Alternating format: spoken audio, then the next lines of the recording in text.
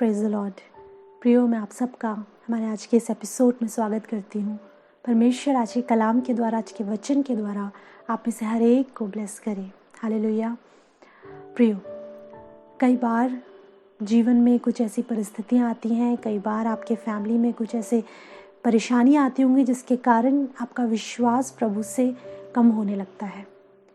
बहुत बार आप लड़खड़ाते हो, बहुत बार फिर से अपने आप को समझाते हो कि नहीं, प्रभु सब ठीक करेंगे, और फिर से अपने बल को समेट कर दोबारा से प्रार्थना करते हो।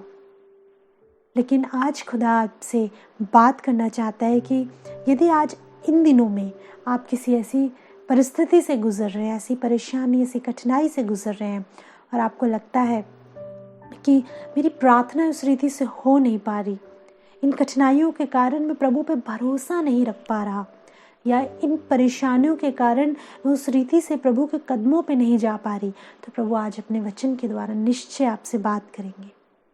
प्रियो, हम वचन को क्यों पढ़ते हैं? क्योंकि ये वचन हमारे विश्वास को बढ़ाता है, ये वचन हमारे विश्वास का आधार है। आप वचन को पढ़ते हो और इसको पढ़कर, इससे ज्ञान प्राप्त करके, जब होली स्पिरिट आपकी सहायता करते हो और आप वचन को पढ़ते हो, क्या होता है, ये आपके भीतर विश्वास को उत्पन्न करता है। आप देखते हो कि कैसे परमेश्वर ने पहले के समय में लोगों के जीवन में कार्य करे। और सबसे पहले आप में से हर एक के जीवन में ये बात क्लियर होनी ज़रूरी है कि जो हम पढ़ रहे हैं वो कहानी और कल्पना नहीं है, वो वास्तविक है, वो रियलिटी है, वो घटा है, वो इतिहास है। और उसके सबूत आज भी दुनिया भर में मिलते हैं कि हाँ, वास्तव में जो घटनाएं इस वचन में लिखी हैं वो घटी है। प्रियो, ये घटनाएं, ये चीज़ें हमें बताती हैं कि वो परमेश्वर एग्जिस्ट करता है, परमेश्वर है। और जो परमेश्वर है, यदि आप उस पर भरोसा रखते हैं तो चीज़ें संभव होती हैं। उस परमेश्वर ने अद्भुत रीति से अपने उन समयों में, उन कालों में लोगों के जीवन में कार्य करा। जो बांझ थे उन्हें पुत्र, उन्हें संतान की आशीष दी। जो बीमारी में थे, दुर्बलता में थे, उन्हें उठाकर खड़ा करा। लोगों को चुना अपने लिए, और एक बड़ी प्रजा को, एक सेना को खुदा ने तैयार करा। परमेश्वर अद्भुत रीति से पहले के समय में लोगों के जीवन में कार्य करते थे, और परमेश्वर ने ये आज्ञा अपने दासों, अपने नबियों को दी थी कि तुम इन्हें अपने संतानों को बताते रहना। कोई इन बातों को भूले ना, इन्हें अपने संतानों को बताते रहना कि परमेश्वर ने तुम्हारे जीवन में क्या क्या कार्य किए। ताकि क्यों बताना? ताकि तुम्हारे संतानों का विश्वास, तुम्हारे बच्चों का विश्वास अपने परमेश्वर में दृढ़ रहे। और वो लोग ऐसा करते थे। इजरायली अपनी पीढ़ियों को, आने वाली पीढ़ियों को ये बातें बताते थे कि कैसे परमेश्वर ने मिस्र से उन्हें बाहर निकाला, कैसे परमेश्वर ने चट्टान में से पानी पिलाया, कैसे परमेश्वर ने लाल समुद्र दो भाग करा, कैसे परमेश्वर ने आकाश से मन्ना खिलाया। और बताकर वो उन्हें ये समझाते थे कि देखो, जो प्रभु हमारे पुरखाओं के साथ भला और ईमानदार रहा, वो तुम्हारे साथ भी रहेगा। प्रियो, आपके जीवन में असंख्य गवाहियाँ होंगी। जो लोग मुझे आज सुन रहे हैं, जो आज पहली बार सुन रहे हैं, मैं बताना चाहती हूँ कि यीशु मसीह आपके जीवन में अद्भुत रीति से कार्य करने को तैयार है। यीशु मसीह परमेश्वर का इकलौता बेटा है। वो इसलिए आया, वो किसी पर्टिकुलर, किसी रिलीजन के लिए नहीं, पूरे विश्व के लिए आया, पूरे जगत के लिए आया। इसीलिए वचन बताता है कि उसने जगत से इतना अधिक प्यार किया कि जो कोई उस पर विश्वास करेगा वो नाश नहीं होगा। वो उद्धार देने आया, वो आपको पापों से बचाने आया, वो आपको जीवन देने आया। ये उन लोगों के लिए कहती हूँ जो पहली बार आज प्रभु के वचन को सुन रहे हैं। किंतु जो लोग खुदा को मानने, विश्वास करने वाले, मैं उनसे एक बात कहना चाहती हूँ, ऐसा हो नहीं सकता कि आपकी लाइफ में कोई गवाही ना हो। पलट कर देखिए, आपकी लाइफ में प्रभु ने बहुत से काम करे हैं। आज किसी बड़े पहाड़ को देखकर आप कह रहे हो, प्रभु कैसे मैं इसके उस पार जाऊंगा, कैसे ये कठिनाई हटेगी, कैसे परेशानी सॉल्व होगी। लेकिन प्लीज़ पीछे पलट कर देखिए, और देखिए उन लाल समुद्रों को जिन्हें खुदा ने दो भाग करा। पलट कर देखिए कि कैसे परमेश्वर ने आपकी ज़रूरतों को पूरा करा। पलट कर देखिए, और कैसे जब आप प्रार्थनाओं में थे, घुटनों पर थे, आंसुओं को बहाते थे, परमेश्वर ने आपकी दुआओं को सुना। पलट कर देखिए कैसे खुदा ने आपके गुनाहों और पापों को क्षमा करा, आपको नया बनाया। कई बार इंसान भूल जाते हैं, व्यक्ति भूल जाता है उन बातों को जो खुदा उनके जीवन में करता आया है। और जब परीक्षा आती है, जब प्रॉब्लम्स आती हैं, विश्वास कमज़ोर होने लगता है। प्रभु ने मेरे हृदय में डाला आज मैं ऐसे लोगों से बात करूं, वो विश्वास को कमज़ोर मत होने दीजिए। किधर है आपका भरोसा, किधर है आपका विश्वास? कैसे कोई चीज़, कोई परिस्थिति, कोई बीमारी, कोई हालात आपके विश्वास को कमज़ोर कर सकते हैं? कैसे कोई परिस्थिति, कोई भी सर्कमस्टांस आपके विश्वास को इतना कमज़ोर करते हैं कि आप कहते हो खुदा तू कहाँ है? ये क्वेश्चन मार्क कहाँ से आ गया? आप पढ़ के देखिए। परमेश्वर का दास दाऊद अपने भजन में लिखता है, कहता है कि आप पूरा भजन पढ़िएगा। पूरे भजन संहिता में एक चैप्टर पूरा दाऊद कहते हैं कि कैसे परमेश्वर लाल समुद्र को दो भाग करके ले आया। पूरा जितना परमेश्वर ने उनके जीवन में, इजरायलियों के जीवन में कार्य किया था, दाऊद हर एक चीज़ को मेंशन करते हैं और फिर लास्ट में कहते हैं कि जब परमेश्वर तब कर सकता है, वो परमेश्वर आज क्यों नहीं कर सकता? कई बार हम भूल जाते हैं कि खुदा ने पीछे हमारी लाइफ में कितने अद्भुत कार्य करे हैं और आज की चीज़ों को देखकर हम घबरा जाते हैं। लेकिन खुदा कहता है मत घबराओ, मैं तुम्हारे साथ हूँ। आज का वचन ऐसे लोगों के लिए है, यदि कहीं ना कहीं आपका विश्वास कमज़ोर हो रहा है, प्रियो वचन को बड़े ध्यान से सुनिएगा। आज प्रभु आपसे अद्भुत रीति से बात करेंगे। मेरे साथ आप निकालिए भजन संहिता 40, उसके पहले पद से आगे हम पढ़ेंगे। भजन संहिता 40 उसका पहला पद कहता है, मैं धीरज से यहोवा की बाट जोहता रहा और उसने मेरी ओर झुक कर मेरी दुहाई सुनी। मैं धीरज से यहोवा की बाट जोता गया। ये धीरज मिसिंग है प्रियो। क्यों आपका फेथ डाउन होता है? क्योंकि आप जब देखते हो चीज़ें इंस्टेंटली नहीं हो रही। आजकल कैसा समय आ गया है, हर कार्य व्यक्ति को इंस्टेंटली चाहिए, एकदम बटन दबाते ही चीज़ें होई, बटन दबाते ही चीज़ें होई। आजकल का युग ऐसा ही है, समय बचाना चाहता है व्यक्ति। इसीलिए इतने गैजेट्स, इतनी टेक्नोलॉजी, इतनी चीज़ें क्यों आ रही हैं? क्योंकि व्यक्ति का समय बचे। और जितना हम देखते हैं, जितना समय बचाने के लिए चीज़ें आ रही हैं, उतना व्यक्ति पहले से ज़्यादा बिजी हो गया है। पहले के समय में लोगों के पास समय होता था एक दूसरे से बात करने का, एक दूसरे के सुख दुख को शेयर करने का, एक दूसरे के घर जाकर एक दूसरे के हालचाल जानने का, बीमारी में, तकलीफ में, परेशानियों में साथ खड़े होने का, उसके बाद भी अपने घर में बैठ के सुकून के 2 पल बैठने का। पर ये समय कैसा भयानक समय है कि चीज़ें बहुत हैं घर में, जिनसे काम एकदम फास्ट हो जाता है, उसके बाद भी समय नहीं है। समय तेज़ी से निकला जाता है और अंत में व्यक्ति कहता है कि आज का दिन कहाँ गया पता नहीं चला। मैं समय नहीं निकाल पाया तुझसे भाई, तुझसे बात करने का। मैं बहन, तुझसे समय नहीं निकाल पाई तेरे साथ, तेरे घर आने के लिए। बहुत सी बातें प्रियो।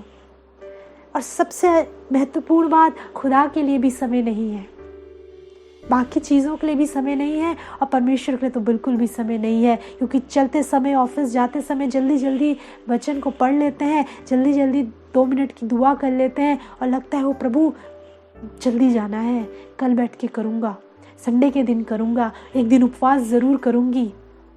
एक समय दे प्रभु, तू मुझे वो प्रीशियस टाइम दे जब मैं तेरे साथ वो समय दूंगी। और जब वो प्रीशियस टाइम आता है, उस समय हम बर्बाद कर देते हैं।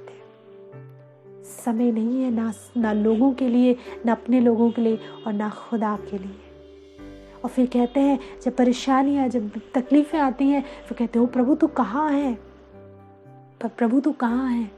प्रियो, कई बार हम प्रार्थना करते हो, कहते हैं रिजल्ट क्यों नहीं आ रहा? हम हर चीज़ को बहुत जल्दी पाना चाहते हैं लेकिन नहीं आता। वचन में लिखा है मैं धीरज से। ये सिर्फ वो लोग कर पाते हैं जो वास्तविक तौर पे, जो खुदा के हृदय को समझते हैं, जो प्रभु के मन को समझते हैं, जो जानते हैं कि वो मेरा प्रभु मुझे छोड़ेगा नहीं, जो इस बात पर विश्वास करते हैं कि ठीक है वो अभी इस समय नहीं सुन रहा, मैं लेकिन धीरज धरे रहूँगा, मैं अपने मन को उस पर लगाए रहूँगा, मैं प्रार्थना करता रहूँगा, मैं विश्वास कमज़ोर नहीं होने दूँगा। लिखा है मैं धीरज से यहोवा की बाट जोता रहा। मैं धीरज से यहोवा की बाट जोता रहा। अपने विश्वास को कमज़ोर मत होने दीजिए, धीरज दिखाइए। वचन बताता है, याकूब की पत्री में कलाम कहता है कि तुम अपनी अभिलाषाओं में फंस कर परीक्षा में पढ़ते हो, अपनी अभिलाषाओं में फंस कर तुम परीक्षा में पढ़ते हो। और फिर क्या होता है? ये परीक्षा पाप को उत्पन्न करती है, अभिलाषा पाप को उत्पन्न करती है। और क्या होता है?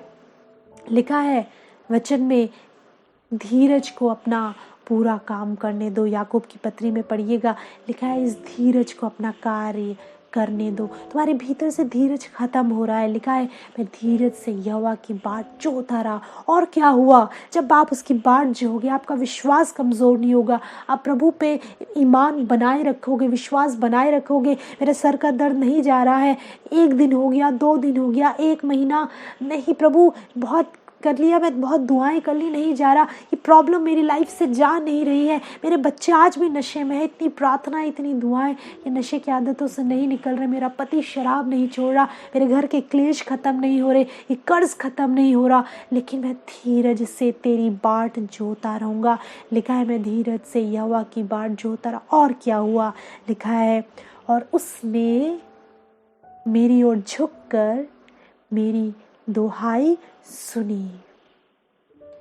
जब परमेश्वर देखता है कि मेरा बेटा मुझ पर आस लगाए है, मेरा बेटा इधर उधर नहीं भटक रहा, मेरा बेटा मेरी बेटी मनुष्यों की ओर नहीं ताकने लगी, इसका भरोसा अभी भी मुझ पर है, तो लिखा है उसने मेरी ओर झुका, मेरी दुहाई सुनी, मेरी दुहाई सुनी। मेरी ओर झुककर मेरी दुहाई सुनने का अर्थ क्या है? मुझसे प्रेम किया, मुझे अपने गले लगाया, मेरे करीब आया, क्योंकि वो देख रहा था कि तुम किस लिमिट तक तुम भरोसे को बनाए हुए हो। मत देखिए दुष्ट क्या डालता है आपके मन में। और जो लोग इन दिनों इन चीज़ों को फेस कर रहे होंगे, आपके माइंड में ये चीज़ दुष्ट डालता होगा, देख तेरा कार्य नहीं हो रहा, कैसा प्रभु है, तेरे जीवन में कोई कमी होगी जो प्रभु सुन नहीं रहा, तूने कोई बहुत बड़ा पाप करा है जिसके कारण परमेश्वर तेरी नहीं सुन रहा। लोग, आप जानते हैं अय्यूब के पास उसके जो 2 मित्र आए, क्या कह रहे थे? परमेश्वर तो धर्मी, निश्चित तू ही पापी है, कोई ना कोई पाप तो तूने किया है, परमेश्वर बेवजह किसी को दंड नहीं देता, तेरे ऊपर जो चीज़ें आई हैं तेरे ही पापों के कारण आई हैं। कई बार दुष्ट लोगों के द्वारा, आपके खुद के विचारों के द्वारा आपके मन में ये डाउट्स डालता है कि तेरे पाप, तेरे गुनाह, तेरी गलती के कारण आज खुदा तेरी प्रार्थना को नहीं सुन रहा। कई बार किंतु लिखा है उसके बाद भी जब आप उन आवाज़ों को अनसुना करते हो, अपनी उन आवाज़ों में भेद करना सीखिए कि कौन सी आवाज़ है जो आपको दुआ करने से रोक रही है। सबसे करेक्ट मेथड है दुष्ट की आवाज़ को पहचानने का, जो भी आवाज़, इसको आप नोट कर लीजिए, जो भी आवाज़ आपको प्रार्थना करने से रोके, जो भी व्यक्ति आपको प्रार्थना करने से रोके, वो खुदा की ओर से नहीं है, वो परमेश्वर की ओर से नहीं है। जो आदतें, जो आपकी लत, जो आपकी चीज़ें आपको खुदा की उपस्थिति से दूर ले जाती हैं, वो प्रभु की ओर से नहीं, उनको छोड़िए, उन्हें त्यागिए। जो आपके समय को खाती हैं, जो समय को खाने वाली चीज़ें आपकी लाइफ में, उन्हें दूर करिए और भेद करिए कि कौन सी परमेश्वर की आवाज़ है। परमेश्वर कभी भी आपको नहीं जो लिखा, उसने मेरे झुक कर, यानी कि मुझसे प्रेम किया, मुझे अपने करीब आने दिया, मेरे वो करीब आया, मुझसे प्रेम किया और मेरी दुहाई को उसने सुना। हालेलुया। मैं आपको बताना चाहती हूँ, आपका परमेश्वर आपकी दुहाई को सुनता है। क्या आपने पढ़ा है? पढ़िएगा ज़रूर। वचन में लिखा है कि इजराइली 400 वर्ष तक गुलामी में रहे, 400 वर्ष तक। और फिर क्या किया? वो खुदा को पुकारने लगे। जब उनकी पीड़ा बढ़ गई, जब उन पर सताव आ गया, जब वो कराहने परेशान हो गए, बहुत ज़्यादा उन्हें कार्य करना पड़ता था, उनको उनके कार्य के अनुसार मजदूरी नहीं मिलती थी, गुलामों की तरह गुलामी में वो थे 400 वर्ष तक, उस बड़ी भयानक पीड़ा में रहते हुए। लिखा है उन्होंने परमेश्वर की दुहाई दी और वचन में लिखा है, पढ़ के देखिएगा, लिखा है परमेश्वर ने उनका कराहना सुना। हालेलुया कह सकते हैं आप इस बात के लिए। परमेश्वर आपके कराहने को सुनता है। मत सोचिए कौन है जो आपके कानों में कहता है कि वो तेरी नहीं सुनता।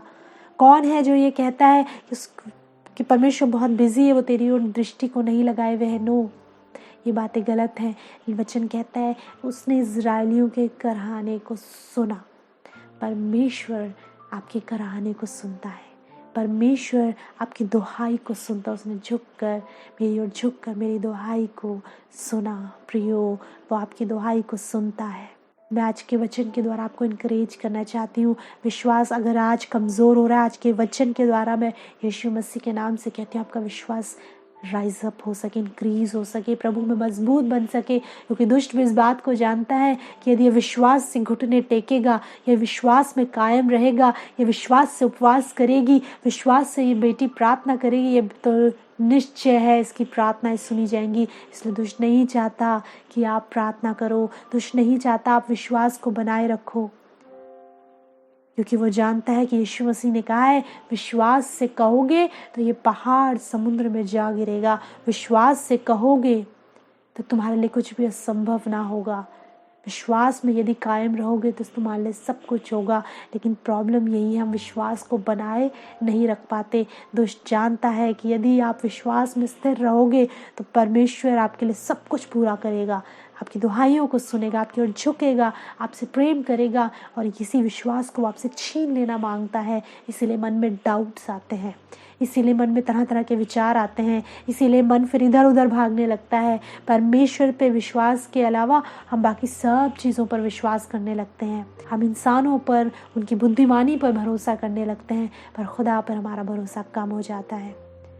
प्रियो, वचन में लिखा है, इसी का भजन संहिता 40 उसका 4 पद कहता है, क्या ही धन्य है वह पुरुष जो यहोवा पर भरोसा रखता है।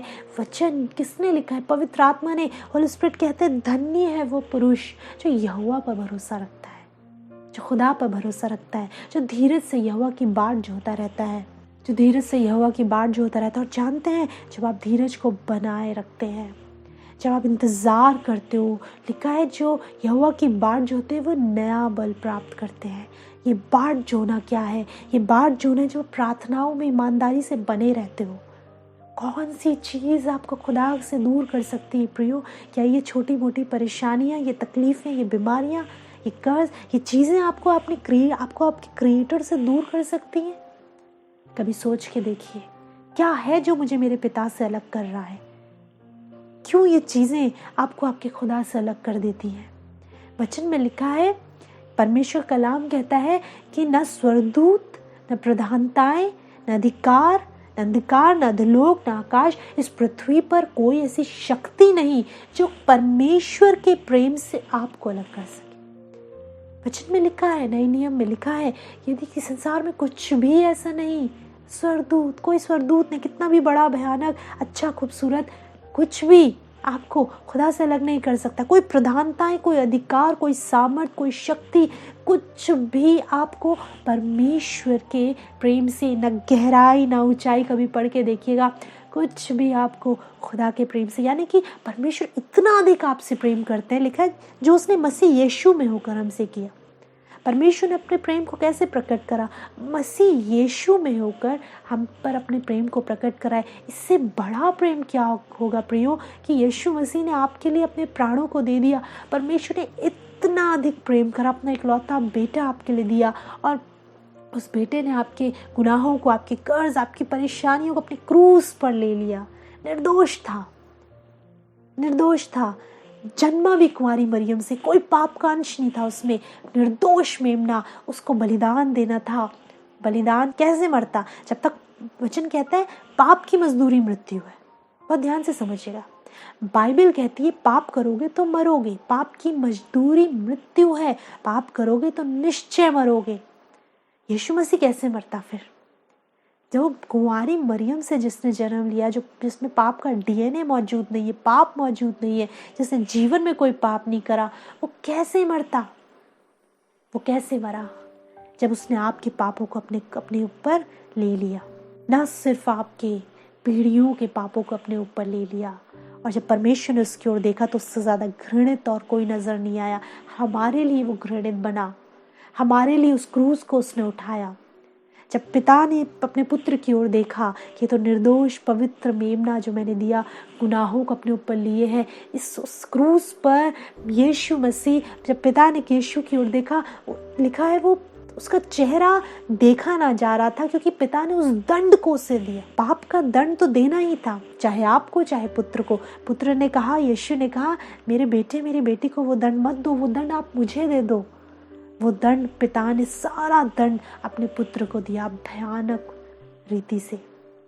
रीति से। और वो जब दंड दिया तो लिखा है, यीशु मसीह कहते हैं, मेरे परमेश्वर तूने मुझे क्यों छोड़ दिया। पिता ने भी अपने मुंह को फेर दिया, पवित्र आत्मा भी नहीं, और वो क्रूस पर अकेला है आपके लिए, मेरे लिए। वो प्रेम है जो उसने आपसे किया है, ये वो प्रेम है। वो जो लहू आप देखते हो, वो क्रूस, आप अपने घरों में क्रूस लगाते हो, आप गले में क्रूस पहनते हो, आप क्रॉस को देखते हो। देखा करिए उस प्रेम को जो परमेश्वर ने किया है, उस प्रेम को जो आपसे परमेश्वर ने किया है। आपको उस दंड, उस गुनाह की सजा से बचाने के लिए वो दंड उसने अपने पुत्र को दिया। प्रियो, मैं आपको कहना चाहती हूँ, कोई भी चीज़ उस प्रेम से जो मसीह यीशु में होकर उसने आपसे किया है, आपको अलग नहीं कर सकती। फिर हमें कैसे कोई भी चीज़ हमें अलग कर देती है पिता से? पिता को आपसे कोई अलग नहीं कर सकता। वचन में लिखा है, न स्वर्गदूत न प्रधानताएं, कुछ भी आपको आपके पिता के प्रेम से अलग नहीं कर सकता। वो आपसे प्यार करता है, वो मसीह यीशु में होकर आपसे प्यार करता रहेगा। लेकिन हमें पिता से बहुत सी चीज़ें अलग कर देती है। ज़रा सी प्रॉब्लम आ गई, अब हम दुआ नहीं करेंगे। परेशानी आ गई, अब हम प्रार्थना नहीं करेंगे। ऐसा क्यों हो गया? हमने तो प्रार्थना ऐसी करी थी, इसका विपरीत क्यों हो गया? अब हम प्रार्थना नहीं करेंगे। आपको बहुत सी चीज़ें आपके प्रेम को कम कर देती है पिता के प्रति, पर पिता का प्रेम आपके लिए कभी कम नहीं होता। जब आप एक ऐसे व्यक्ति बन जाते हो जो जिस बात को गहराई से रिसीव करते हो, प्रभु चाहे कुछ हो जाए, मेरी प्रार्थना सुनी जाए या मेरी प्रार्थना ना सुनी जाए, मैं फिर भी घुटने टेकूंगा। मुझे तेरे पास आने से कोई शक्ति नहीं रोक सकती। मैं फिर भी घुटनों पर आऊँगा, मैं प्रार्थना करूँगा, मैं इबादत करूँगा। कौन सी चीज़ मुझे आराधना करने से रोकेगी? मैं अपने हाथों को उठाकर तेरी स्तुति किया करूँगा, मैं भोर की प्रार्थनाएं किया करूँगा, मैं समय को निकाल के उपवास किया करूँगा, और उपवास के दिन मैं पूरा दिन तेरे साथ बैठा करूँगा। मैं रातों को उठ कर प्रार्थनाएं करूँगा। प्रभु, मैं तेरे कदमों पर बैठकर ठहर कर बैठना सीखूंगा। मैं धीरज से तेरी बाट जाऊंगा। निश्चय है तू मेरे लिए सब कुछ भला करेगा। और देखिए वचन में क्या लिखा है, यदि हम भजन संहिता 46 यानी 46 चैप्टर उसकी 10th वर्स को पढ़ेंगे। भजन संहिता 46 उसकी 10th वर्स कहती है, चुप हो जाओ और जान लो कि मैं ही परमेश्वर हूँ। मैं जातियों में महान हूँ, मैं पृथ्वी भर में महान हूँ। वचन में लिखा है, परमेश्वर कहते हैं, यदि तू ऐसा व्यक्ति बन जाए जो धीरज से यहोवा की बाट जोना सीख जाए। आप प्रार्थना कर रहे हो, चीज़ें नहीं बदल रही, लेकिन स्टिल यू आर प्रेइंग। आप प्रार्थना में बने हो, आप विश्वास में बने हुए हो। आप कह रहे हो, प्रभु चाहे कुछ हो या ना हो, मैं तुझसे प्रार्थना करना नहीं छोड़ूंगा, मैं तुझसे लिपटना नहीं छोड़ूंगा। प्रभु, मेरा मन तेरे पीछे पीछे लगा चलता है। खुदावन, मुझे तुझसे कोई अलग नहीं कर सकता। और जब आप इस रीति से प्रार्थना करोगे, वचन कहता है, फिर चुप हो जाओ और जान लो कि मैं ही परमेश्वर। जब आप शांत हो जाते हो और आप कहते हो, खुदावन लो मैं आ गया, और आप शांत होकर उसकी बाट को जोते हो, धीरज से उसकी बाट को जोते हो। वचन में लिखा है, चुप हो जाओ और जान लो कि मैं ही परमेश्वर हूँ। मैं अपने आप को तुझ पर प्रकट करूँगा, मैं अपने आप को तुझ पर प्रकट करूँगा कि मैं कौन हूँ। तो मेरे रेवलेशन को पाएगा, मेरे ज्ञान को पाएगा।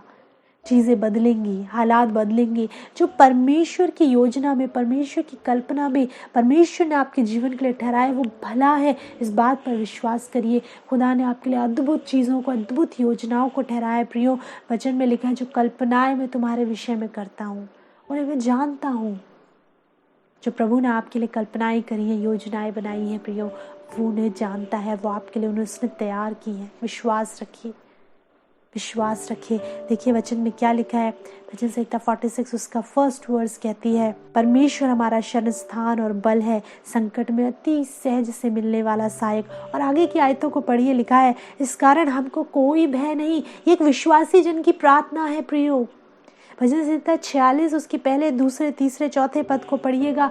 ये विश्वासी जन की प्रार्थना है जो इस सीमा से, इस मेंटल स्टेट से बाहर निकल आता है कि खुदा मुझे दे या ना दे, मैं विश्वास के ऐसे स्तर पर आ गया हूँ जहाँ पे मेरे लिए कुछ भी इम्पॉसिबल नहीं। लिखा है, दूसरा पद कहता है, इस कारण हमको कोई भय नहीं, चाहे पृथ्वी उलट जाए, चाहे पहाड़ समुद्र के बीच में डाल दिए जाए। अच्छा, ऐसा भी विश्वास हो सकता है कि पृथ्वी उलट जाए, यानी बड़े से बड़ी आफत आ जाए, पहाड़ समुद्र के बीच में डाल दिए जाएं, चाहे समुद्र गरजे और फेन उठाए, कैसी भी भयानक हालात क्यों ना हो, और पहाड़ उसकी बाढ़ से कांप उठे। एक नदी है जिसकी नहरों से परमेश्वर के नगर में अर्थात परम प्रधान के पवित्र निवास स्थान में आनंद होता है। यानी कि चाहे प्रभु कैसी भी परिस्थिति क्यों ना आ जाए, लिखा है दूसरा पद, इस कारण हमको कोई भय नहीं, हम नहीं डरेंगे, हम भयभीत नहीं होंगे, बिकॉज वी नो चाहे हालात कितने भी बिगड़ जाए, मेरी दाहिनी ओर जो खड़ा है वो मेरा पिता है, मेरी दाहिनी ओर जो खड़ा है वो सिंहासन पर विराजमान परमेश्वर है। जब वो मेरे साथ है तो कुछ भी गलत नहीं होगा। मुझे थामता है, वो मुझे बचाता है, उसने मुझसे प्रेम किया है, मैं उसका बेटा, उसकी संतान हूँ, मैं उसकी बेटी, उसकी संतान हूँ। हालेलुया। कितने लोग इस बात पर आज विश्वास करते हैं कि खुदा आपकी ओर है। कितने लोग इस बात को कहते हैं कि प्रभु मैं अपने मेहमान को कम नहीं होने दूंगा, मैं धीरज धरूंगा, मैं बाट जाऊंगा। कितने लोग आज विश्वास के एक अगले स्तर पर जाते हैं कि खुदावन मेरी प्रार्थनाओं का सुना जाना ज़रूरी नहीं, तेरा मेरे साथ होना ज़रूरी है। हालेलुया। आइए अपनी आंखों को बंद करेंगे, प्रार्थना करें। प्रभु हम आपका धन्यवाद करते हैं यीशु मसीह आपके वचन के लिए। और सच में प्रभु कुछ भी हमें आपके प्रेम से अलग नहीं कर सकता। जब आपके लोगों ने आज इस वचन को सुना है, इस बात को विश्वास करें प्रभु कि इनके साथ कोई हो या ना हो, परम प्रधान परमेश्वर इनके साथ है और वो इन्हें कभी ना छोड़ेगा। इनके विश्वास को बढ़ाइए प्रभु। इन परेशानियों में जब ये आंसुओं को बहाते हैं, कष्टों पीड़ाओं में हैं प्रभु, आप इनके आंसुओं को पोंछ डालिए। अपने हाथ को बढ़ाइए खुदावन और दया करिए कि खुदा ये किसी भी बात से भयभीत ना हो, डरे ना, घबराए ना, क्योंकि चाहे कोई इनका साथ दे या ना दे, आप इनके साथ हैं। हर एक बच्चे, जवान, बुजुर्ग को मैं आपके हाथों में सौंपती हूँ। पवित्र आत्मा अपनी सामर्थ से इन्हें भरी और अधिक प्रार्थनाओं का बोझ दीजिए। दया करें प्रभु। धन्यवाद पिता सारी बातों के लिए। हर एक को आपके हाथों में सौंपती हूँ। उनकी प्रार्थनाएं आपके सिंहासन के सामने स्वीकार की जाएं और अपनी प्रार्थनाओं के उत्तर पाकर ये आपको महिमा दें। यीशु के नाम में मांगते हैं, आमीन। Praise the Lord, hallelujah. मैं विश्वास करती हूँ आज बहुत से लोगों ने आशीष पाई है। बहुत से लोग जो कहीं ना कहीं विश्वास में निर्बल हो रहे थे, कमज़ोर हो रहे थे, आज उन लोगों को बल मिला है। दाऊद कहता है यहोवा मेरा बल है। वो ये नहीं कहता कि यहोवा से मुझे बल मिलता है, वो कहता है तू मेरा बल है। सच में प्रियो, परमेश्वर आपका बल है। यदि वो आपके साथ है, आप निर्बल हो ही नहीं सकते।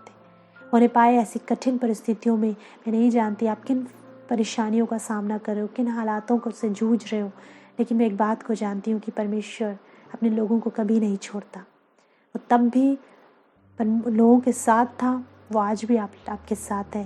और यदि कहीं आपका विश्वास कमज़ोर होता है तो पलट कर देखिए उन गवाहियों की ओर जो उसने आपके जीवन में रखी है। जब वो तब आपके हाथ को थामे हुए था, तो आज भी आपके हाथ को थामे है। हालेलुया। प्रभु आप सबको बहुत आशीष दे प्रियो। हमारा ये एपिसोड यूट्यूब पर अवेलेबल है, ट्रू शेपर्ड मिनिस्ट्रीज़। आप टाइप करिए, वचन को आप सुन सकते हैं, आशीषित हो सकते हैं। औरों के साथ भी साझा करिए ताकि बहुत से लोग आशीष पाएँ, प्रभु में बढ़ते जाएँ। हालेलुया। धन्यवाद देते हो हर एक व्यूअर का जो अपनी गाड़ी कमाई में से अपनी भेंटों को प्रभु के राज्य के लिए बोते हैं। प्रभु बहुत आशीष दे प्रियो आपकी कमाइयों पर, आपके खत्ते भंडारों पर। यदि आप में से कोई भी जन प्रभु के राज्य में बोना चाहता है, आपको हमारी स्कैन कोड को देख रहे होंगे, आप इसे स्कैन कर सकते हैं, या जो कॉन्टैक्ट डिटेल आप देख रहे हैं इसी पर आप अपने फ्रिंग्स को सेंड कर सकते हैं। हम लोग आपके लिए दुआ करेंगे, प्रार्थना करेंगे कि आप प्रभु में बढ़ते जाएं। यदि आपकी प्रार्थना के विषय हैं, आपके अनुभव हैं, आपकी टेस्टमनीज़ हैं, ज़रूर हमारे साथ शेयर करिए। कॉन्टैक्ट डिटेल स्क्रीन पर है, आप कॉल कर सकते हैं, SMS, व्हाट्सएप, आप कुछ भी करें, हम आपके लिए ज़रूर दुआ करेंगे।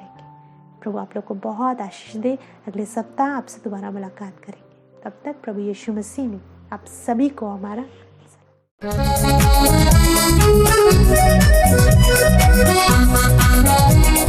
सलाम।